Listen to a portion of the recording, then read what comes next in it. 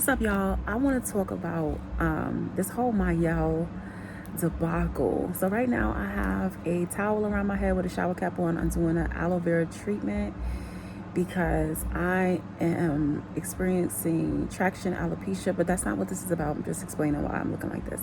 So what I learned from this Mielle debacle was being a product junkie is not worth it. Now, that's for me, because you might be somebody brand new to the natural hair journey, and Mielle may have been the first product that you decided to try.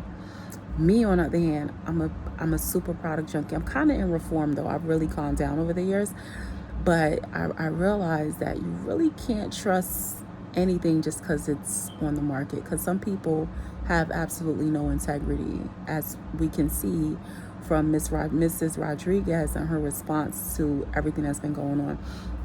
She's not the first one to come to the table and cause damage in one way or another, and then, act like, well, basically victim blame. But I have a handful of brands that work and are effective, and I think I'm just gonna stay with those brands. Like, I'm really at the point where I don't even want to sell the other products that I have. I really just want to throw them out. Like, this really scared me into feeling like it's not worth it to try new products, because I actually do care about my hair and the integrity of my hair. Some people don't, even in the natural hair community. Some people don't care what happens to their hair because their hair does not behave the way they want them to.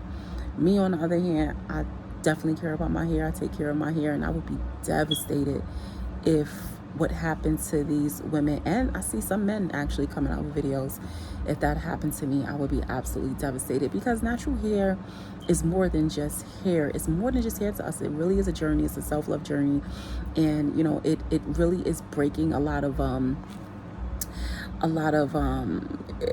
programming that we've experienced. So I just really wanted to come on and tell somebody what I learned about this whole Mielle journey. Like, I'm just gonna stick to the brands that I know and I love and that I've been able to trust, and that's it. Like, one thing though I will say about Mielle, which I think is so interesting, I have this ability to, I guess it's discernment or intuition. Like, sometimes I just don't take to something. And Mielle was one of those brands that I just never took to. I never bought shampoos, conditioners, nothing like that.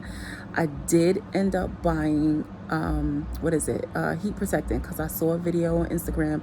Someone did like a comparison of different heat protectants, and the mango heat protectant was the best performing heat protectant. So I purchased that, and I purchased the other one, the one that's in like a pinkish red, that has a pinkish red label. I purchased those two items.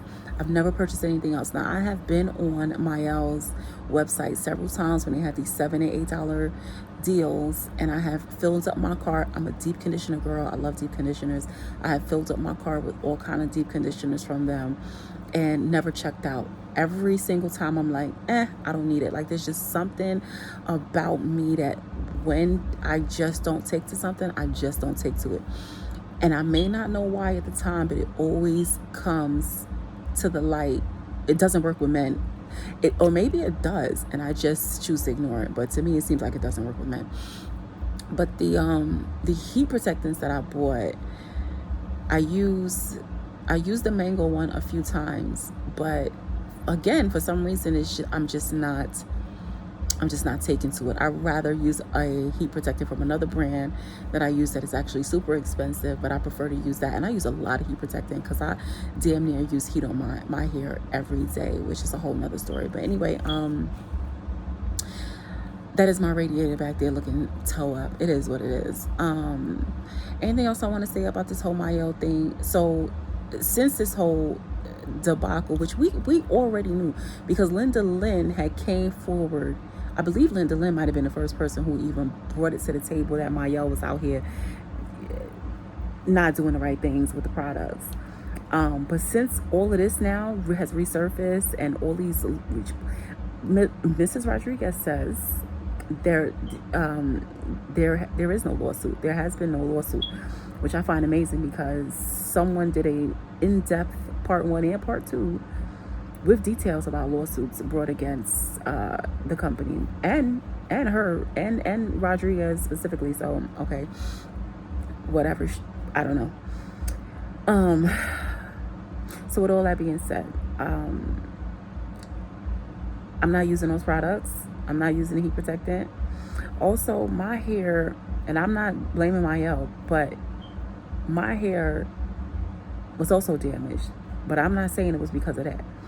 I'm just saying that my hair was also damaged, and I wonder if it was because of that, because I actually do take care of my hair. But like I said, I do use heat on my hair on a regular basis, but not extreme heat. I use heat in the morning when I wake up to just like wake up my hair and fluff out my hair. That's really it. And I use heat protectant every morning. And at one point I was using the mango heat protectant every day for like, I don't know, maybe a few weeks or whatever. So I'm wondering if that was the cause of it. I don't know. But I know one thing, I'm not using those products. And not because it did anything to me, but because it's just really in solidarity for the men and women that that their hair has been damaged. Like, I'm not one of those, oh well, that's not my experience. So no, I'm not one of those. Or at least not now. Not when it comes to this. Maybe there's other situations where I may feel differently, but when it comes to this, nah, I'm good. And really, because of her response, nah, she ain't getting no more money. I don't care if her products was $2, she still wasn't getting no more of my money. So that's that, y'all.